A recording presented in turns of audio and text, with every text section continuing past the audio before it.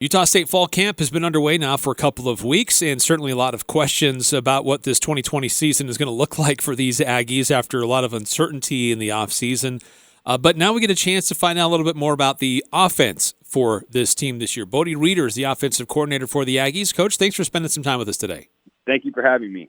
First of all, I mean, you were hired to come to Utah State. You were excited to join the Aggies, excited to get things going in spring football, and then boom, all this hits, and now all of a sudden you're forced with trying to make a lot of really important decisions about depth and development in a very short amount of time now that we're in the fall. How has that been going so far on your end? It's been good. No one feels sorry for us. That's the unique thing about this year is everyone has had the same hurdles to get over. So we just had to adjust on the fly. Obviously, you want a spring ball and some summertime to work with guys and allow them to get comfortable with the changes that we've made on offense, but didn't have it. So we, like you said, you got to speed up the process, and the time that we have had together, I thought has been really, really good. The quarterbacks have been creating those, relationships with the wide receivers, and because the pass game is a lot of timing and specifics and feel and relationships between those two groups. So just trying to get those guys caught up, and then with the run game, Coach Woods has done a tremendous job with the offensive line, getting them ready to play, and then Coach Schramm with the backs. You guys are run really well right now. So just you had to adjust and adapt and make the best of it. So let's talk about that passing game. Let's start with the quarterback position. Jason Shelley coming from Utah. How is he fitting in so far with the rest of the team? And then I know Peasley is also in the mix. Coach Anderson has praised his work ethic and that he's been certainly part of the mix as to who that starter could be on day one. Yeah. Well, first of all, Jason has done a great job of coming in, and number one, he's been great in the locker room, and that's always your concern when you bring a transfer in, is how's he going to fit in, how's he going to gel. Well, that transition has been really, really good, and his relationship with wide receivers and tight ends has really blossomed here in the last couple of weeks, and he's taken on more of a leadership role. He's not a vocal guy by nature, but he understands the importance of being a leader, and especially at that position. And then Andrew Peasley, he just gets better every day. He just needs to play more football. He had the injury last year that didn't allow him to practice, and he's just a young guy, and he needs to just play more football and get more and more comfortable. But he's really playing good ball, and it's a good competition right now. Is Jason Shelley going to be the starter? Is he the designated starter at this point, or is that still to be determined? We'll probably make that decision here very, very quickly, but they're both getting run with the ones. He's getting probably more share of the ones right now, but we'll make that decision probably next day or two. But we really have two pretty good options. And then who they're throwing it to? There's a lot of wide receivers coming back, but there wasn't a lot of size and position type receivers that were back with a lot of experience. So what does that wide receiver core look like, and how that's developing right now for USU? Well, to fix the problem with the size and getting some more length and on the outside, we added Justin McGriff, the transfer player from the ASA Miami Junior College.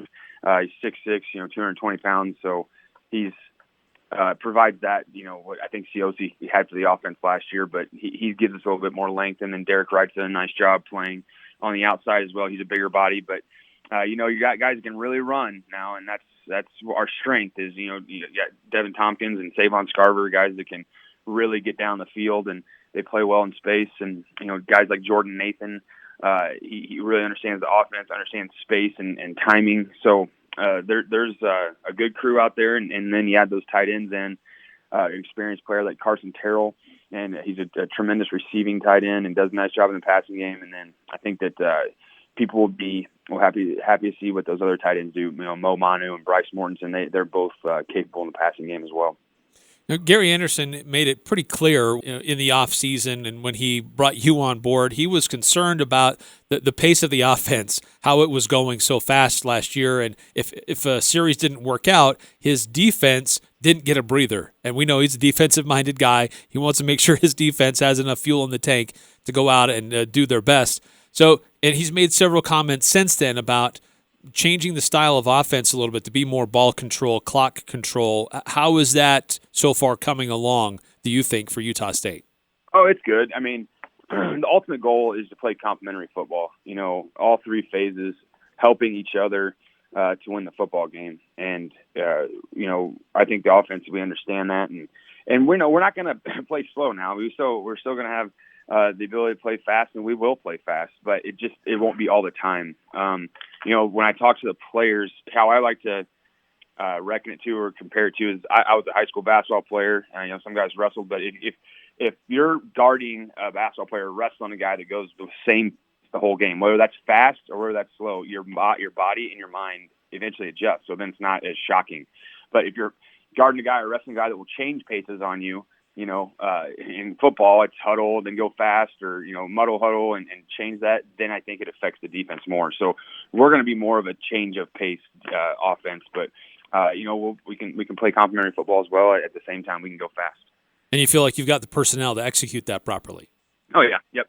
Another part of that question, too, is the running situation. Devontae Henry Cole is another transfer from Utah that's come in. Jalen Warren, a back that was doing nice things a year ago, continues to improve. What does that running back situation look like? How are those guys developing? Well, those two top guys are really playing good football right now. Jalen had a tremendous scrimmage last week, and we call him DHC. He had a really nice day on Friday as well. They're running really, really hard behind their pads. They're understanding their keys and where to take the football, but they're being pushed at the same time too. We have 5 guys that we feel like can carry the ball in a game, and 2 freshmen, Elion Noah and John Gentry, 2 guys that are new to the program are really, really running the ball well and understanding. It's just with them, it's just making sure that ball security is there, and then in your protection in your pass game. That's where those freshmen, no matter where they are, what program it is, where they got the biggest learning curve is. And then we have, Lake Makakona, who has done a really good job too, running the football and is a physical presence. So we feel like we have depth at that spot, which you're going to need in a year like this. Obviously, with the virus and just plain old football injuries, you need depth at tailback, and we feel like we have it. Do you plan on using the running backs in the passing game much? Yep. They'll for sure be a great resource for the quarterback. And then I guess the last part of the offense to discuss is that offensive line. Do you feel settled with positions, or guys still maybe being tweaked a little bit about where they'll line up? And there seems to be a lot of experience coming back for this offensive unit. That's a positive. Is those guys up front have played a lot of football, and they're coached extremely well by TJ Woods.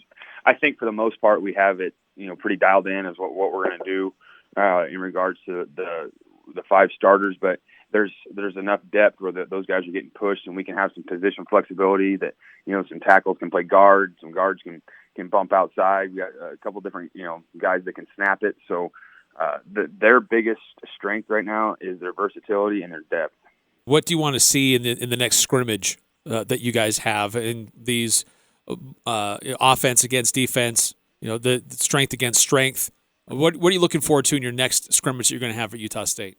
Well, last scrimmage last Friday, we ran the ball extremely well. What was lacking was some consistency in the passing game, and what I would like to see our offense do is to get more consistent throwing the rock. There's days where we light it up okay, and then there's other days we feel like we set football back by just connecting the dots. And part of that is without a spring or a summer, these guys haven't played a lot of catch. They haven't thrown the ball a whole lot with each other, and especially when you bring in a brand new quarterback. Well, really both of them, because Peasley didn't play last year. With those 2 guys and just comfort level and creating that bond with those wide receivers, and just connecting the dots. So I would encourage our guys, and I will continue to just be more efficient and more consistent in the passing game. And I guess the last question for me is, you see that defense on a regular basis when you're going against them. How does that the other side look? I know you're paying close attention to how your guys are executing, but what is that defense looking like as they're trying to compete against you as well? I think Coach Collins and Coach Miley are doing a great job. The benefit of going against a defense like ours is you see multiple things. So you're not just practicing the same thing every day. They'll give you some front variations and odd and even front. And, they'll play some zone and play some man and different pressures. So it's really good for our offensive players because you have to be on your toes because they have the ability to do several things on defense. But I think that their guys are playing really, really hard. They search the football out, and I think that it's been really, really a blessing for our offense to get a chance to go against the defense every day. Well, Coach, we're excited to see how this continues to develop. We look forward to the day where we can go see what's going on with USU football. That's quickly approaching as the Aggies have their first game on the road at Boise State later this month. So thanks for your time, and best of luck through the rest of camp. All right, thank you.